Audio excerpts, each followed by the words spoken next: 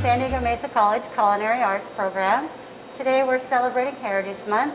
We're going to make a red, white, and green enchilada dish. What I started with this morning is probably the most easiest step, is to take some shredded chicken, wrap it in your tortillas. I was in a little hurry this morning. You should always double wrap, so 2 tortillas together so it can support the chicken that's inside. So we'll visit that when we get to that part of it. Right now we're going to start and we're going to go through and I'm going to make all 3 sauces and show you how simple it is for you to do at home. No more cans. You can do it right at home in some short little steps. Okay, so we're going to start with the red because it takes the longest. I have all my ingredients measured out here, so all of my spices, and as I put them in, you'll see each spice go through, and then it's going to cook for 5 to 7 minutes. And while that's cooking, I'm going to move on to the white sauce in the middle of the stove here. And once again, it's a nice, easy sauce, very simple, but delicious. And then at the end, we're going to do our green sauce. So to get started, we're going to start with our butter. If you don't want to use butter, you can always use oil. You're just going to put 2 tablespoons of oil or butter into your pot. Once this starts to get nice and glistening, it'll get really hot, and that's when we know that it's going to be ready to accept all of our spices. So while we're waiting for that to get hot, we're going to take a container and we're going to take a teaspoon of chili powder, a teaspoon of garlic. You can use minced garlic or you can use powdered garlic. I like minced because it gives it a brighter flavor. Then you have a teaspoon of cumin, 1/4 teaspoon of Mexican oregano, and then a pinch of cinnamon. You don't want to forget the cinnamon because the cinnamon is going to give it spark. It's going to give it heat. So now that we have all of our stuff mixed up in our little container, we're going to wait for this to get nice and hot.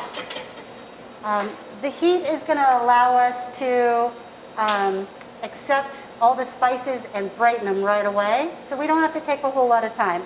Plus it actually roasts them at the same time. Then I have 2 tablespoons of flour, and I'm going to put that in with my spices. And this is going to speed our process up. Just give it a little stir. You're just trying to get it well blended so you know, it doesn't clump up when it goes in the into the hot butter. Okay? All right. So now we're just waiting for this to get nice and hot.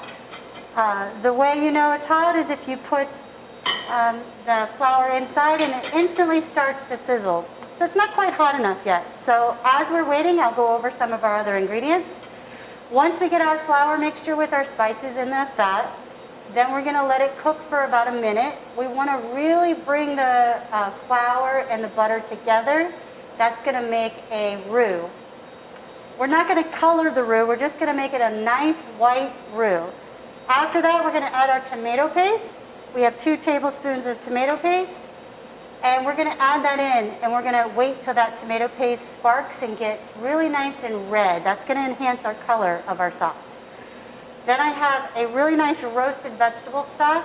I use the roasted vegetables paste from the grocery store, and I just add water to it to bring it to life. After that, we'll finish with a little bit of apple cider vinegar and some black pepper. Always try to get the freshest black pepper you can, maybe a new container if you don't want to grind it at home. That way you know when you open it up it's going to be bright, spicy, and fresh. Okay, so I think we're about ready. I'm going to test it one more time. Perfect, you can hear it sizzle, that's where we want to be. So now we're just going to take our spices, we're going to mix it in there. It's going to go fairly quick. We want to give it a minute. Be careful because it's super powerful, so you don't want to inhale like, the mask is protecting me, huh? But you don't want to inhale because it could take your breath away. That's how spicy it is. Okay, so we're just going to let it cook here for another second or 2. You're going to see it dry out. That's a good indication you're ready for the next step. If it seems like it's a little wet, just give it another second. Don't rush it. Okay, so we're just about dry. Now I'm going to take my tomato paste and I'm going to add that in, and I'm going to bring that all together. We want it to be nice and bright, so make sure you get it well blended.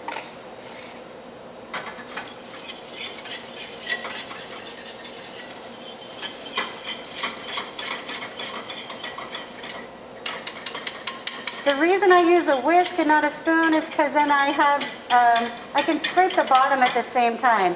All that flavor at the bottom is not just waste, it's not burnt remnants. It's actually what we call fond. And fond is great for flavor development because ultimately it was just caramelized butter that was at the bottom with our spices. Okay, so now we have it all combined. It's all nice and red, it's nice and evenly balanced. I'm going to take my 2 cups of vegetable stock, pour a little bit in at a time, kind of smooth it out, make it become a paste, and then go again. If you rush it, then you're going to rush the sauce and you may end up with lumps. So you don't want lumps, and we don't want to have to add a step to our sauce. All we want to do is have this nice, beautiful, rich, smooth sauce. So every time you add your stock, just give yourself a second to blend it in. Once it's nice and smooth, you can add in the rest. All right. So I'm just going to blend this. I'm going to turn my heat down a little bit because I don't want to scorch the sauce or burn it at this point. I just want to bring it together. So we're going to cook out all that roux we made with the flour and butter and spices. Okay? So it's just a nice sauce. It looks a little thin, but as soon as the tomato paste, which is a thickener, and the roux come together with the liquid, it will thicken up quite quickly. Okay, so that's our one red sauce. We still have 2 more ingredients, but we don't want to add those just yet. We want to wait until the sauce comes together, and then we'll add that. As we're waiting for that, we're going to move over. And we're going to start to make our white sauce because that's our next longest sauce, okay? I'm right here by my red sauce, so I'm going to keep an eye on it. I'm going to start the same way. I'm going to start with my flour and my butter, okay? Once again, you can always do olive oil, vegetable oil, depending on what you like, saffron oil. It's all good. It's all good flavor. All right. So we're going to bring our flour and our butter together. A little different, there's no spices in this to put in, so I don't need to open up the spice or bloom the flavor before I add the stock. All I need to do is bring those 2 together. Once I have them together, I want a nice white sauce, so I don't want to turn the roux yellow, okay? So I'm just going to let it cook for a second so we don't get that floury, dry flavor in our sauce. And as I do that, I'll come back and stir this one. It looks great. It's coming together fairly quickly. This one, nice and white. The flour's dissolved. I'm going to take my 2 cups of chicken stock. I'm going to pour it in. Just like I did over there, I want to pour it in and let it sit for a second and get all that flour and the roux together before I add the rest. This one, as you can see, is a little watery, and that's okay because it's going to reduce as it sits here. This one over here is ready. I'm going to turn it down a little bit. It thickened up rather nicely. So if I was to show you on a spoon, you can see that it's nice. It coats the spoon real nice. It's nice and even. Smells beautiful. We need to have smell-o-vision, right? So I'm going to stick my spoon in there for later. I'm going to keep this on and let it simmer because now I'm going to introduce the vinegar. Okay? I have just a teaspoon of apple cider vinegar that's going to brighten it. Like I said, everything in this is to help it be a nice and bright red sauce. It's not extremely spicy, but it does have a little kick from our cinnamon and all of our chili powders and our cumin. will give it a nice round flavor. I'm gonna let the vinegar cook. As I do that, I'm gonna let this simmer. I'm gonna turn it up just a little bit. I need this to thicken up so that when we go to put in our sour cream, it will bring it together. As these two are going, I'm gonna start our third sauce. So before we started today, I put together my tomatillos. Typically you wanna have at least 6 nice medium size, but I wasn't able to get that this morning. So I went with a couple small and 3 medium. And then I have a half of an onion that I just quartered and put in on the plate. And then I have some jalapenos. You can go with 1 jalapeno and 1 serrano, or you can go with 2 jalapenos. It's whatever you like. One I left whole with the seeds in. I just pulled the stem. And then the other one, I took out most of the seeds. So I'm gonna have a well-balanced flavor, not extremely spicy, but will still have a kick to go with our enchilada sauce. Once I put them on a plate, you can put them on a sheet pan at home. You can put them into a Pyrex dish, whatever is easiest for you. You're gonna put it in your broiler, and the broiler is gonna heat up and it's gonna char the outside of them, and that's really what you want. As it's charring, then flip them over to make sure you get them all the way around. You're gonna see that loosens up the skin of the tomatillo, and it's gonna make it a lot easier to blend. And then the peppers, we remove the skin. So you just peel the skin off afterwards. Most jalapenos or peppers in general have like a waxy coating on them for preservation. So you just wanna make sure that you remove the skin so it blends smoothly and it doesn't have like a weird little skin to your sauce. Okay, so we're gonna go back to the Roboku, which is behind us. It's just a fancy food processor that we use here at school. And I'm just going to put all of them into the food processor, okay?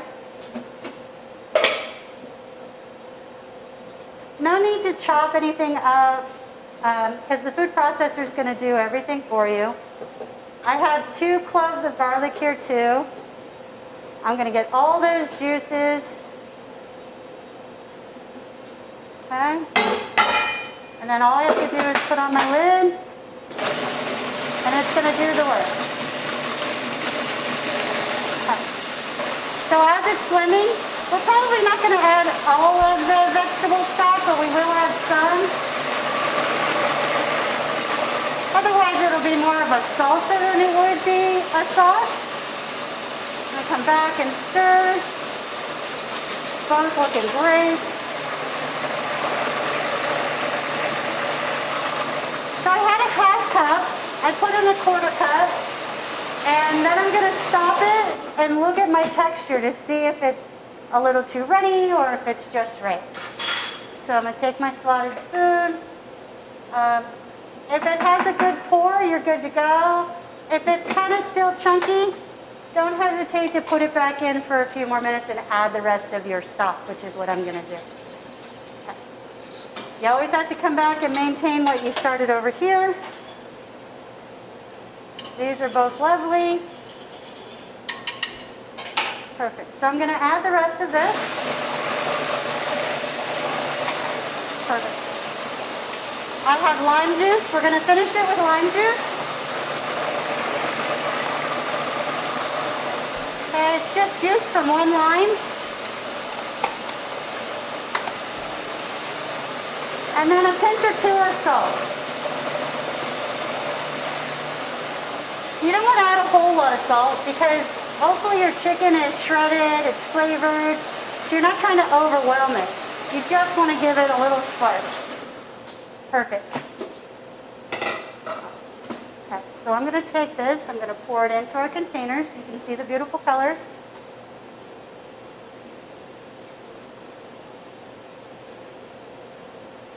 Okay, so now we have our green sauce. I'm going to turn this down. I'm going to turn it off. This was our white sauce. We're going to finish that in a minute. We need it to stop boiling. This is our red sauce. The only step left for our red sauce now is to add in our pepper.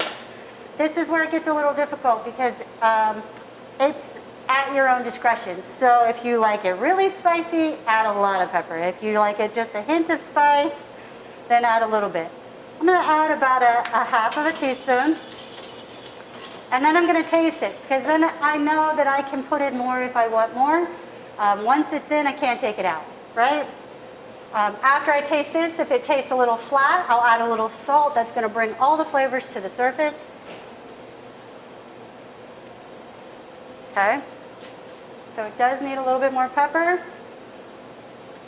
So I'm going to add a teaspoon of pepper and a teaspoon of salt. So I'm going to show you a little trick. Make your hand into a pocket. That little pocket right there is almost exactly a teaspoon.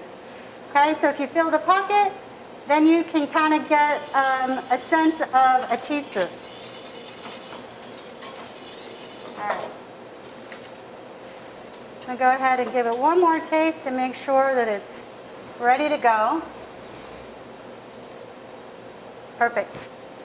Love it. Okay, so I'm going to put our sauce right here. Remember, you have all this nice, beautiful fond at the bottom, so when you pour your sauce, don't forget to pour that out with it. Okay? All right. So we have two sauces. We have our green, we have our red. We're almost done. We're ready to pour over and finish. Now I have my white sauce. It's nice and smooth. Take our spoon. I'll show you where it coats the back of the spoon, right? So that's what we call nappe. So when you coat the back of a spoon, it's nappe. Okay, it's a perfect sauce consistency. All right, so to finish our sauce, all we need is our sour cream. I have 1 cup, so I'm going to add a half cup and then taste it. The reason we do not want to add the sour cream on the stove, or cheese for that matter, any cheese into your sauce, pour your sauce off the stove and then add it so it has a chance to actually combine and it doesn't curdle, right? All of our cheeses are mostly dairy, unless you do the egg-based cheese. So dairy will curdle, it will cook. We're just gonna stir it in off the heat. We haven't added any salt yet because we're waiting to get the spike from the sour cream. And then we'll add salt to make it nice and light. I don't need to add in all of it. I'm going to add it to taste. I like a nice smooth sauce. Has a nice sour cream flavor. Now I'm just going to add a teaspoon of salt to round out the flavor. Give your salt a second to kind of come in too. Don't rush tasting it. Perfect. Okay. So we are ready to assemble.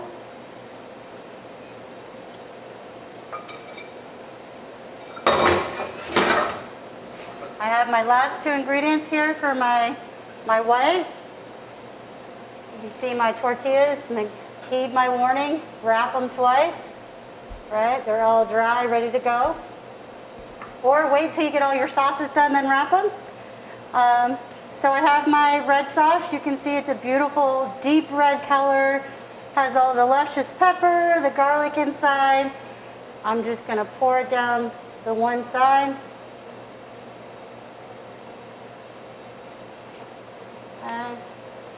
And then I have my white.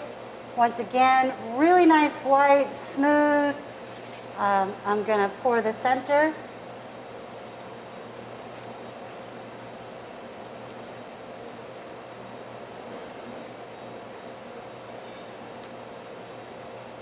Remember, we eat with our eyes, so if it looks great, we're going to love it.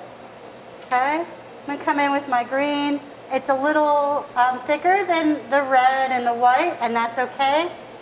Because as it cooks, all those juices from the tomatillos and the peppers are going to come out, and it's just going to be wonderful. Okay? I'm going to put a little bit more red.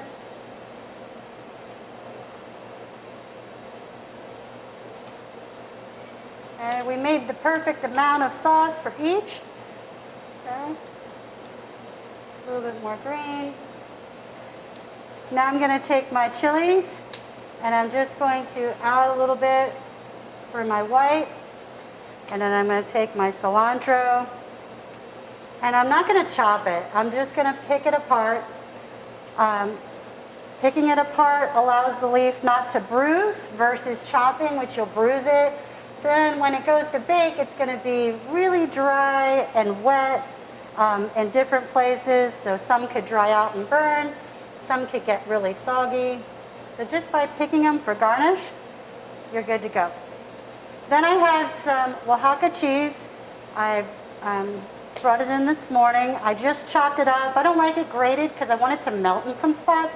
So if I grate it, I run the risk of it not melting as evenly. So I just do a rough chop so it's different shapes, sizes. It also gives the texture. And I just put some on top. Perfect. And there you have it. We have our red, white, and green enchilada dish. Okay, so now what you would do at this point is you'd heat your oven up to 350. You'd throw it in your oven for about 15 to 20 minutes to bring everything together, finish cooking your tortillas, and bring it out and serve. You can add more sour cream to the top. You could add other cheeses if you'd like. It's really up to your choice at this time what you would like to do with your dish. Okay, I think that finishes our presentation for today. I will make sure that you guys can have all the recipes so that way if you miss anything that I said, I will send it out with the video. Thank you for joining us.